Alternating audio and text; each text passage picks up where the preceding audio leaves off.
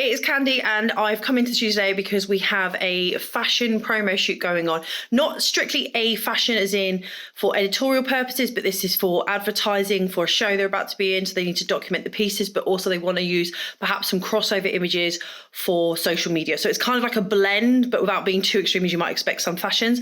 It's going to be really nice, really simple setup, kind of emulating as much natural light as possible because the aesthetics of the brand and how the lady creates them is all handmade.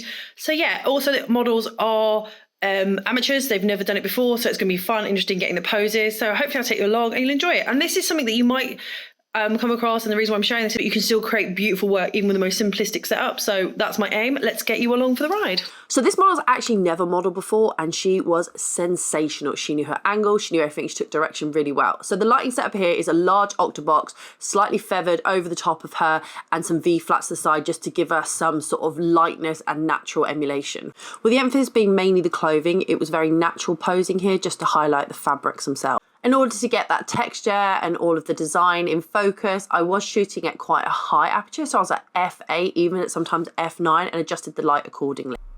Don't be afraid to use interesting crops as well, because you need to give longevity for the images because they're going to be used in a variety of ways. Now, our posing was really dictated to by essentially the fabric that we're using, the message that the client wanted to send. It was very natural, very easygoing, and the model really fitted in that. She was so perfect, and for someone who was so inexperienced, she was really, really good.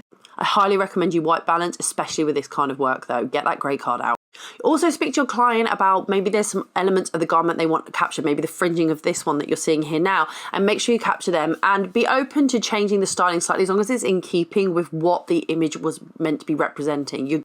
And as ever, don't forget to like, subscribe, and I'll see you all in the next video where I'll probably do some more behind the scenes because I know you love them.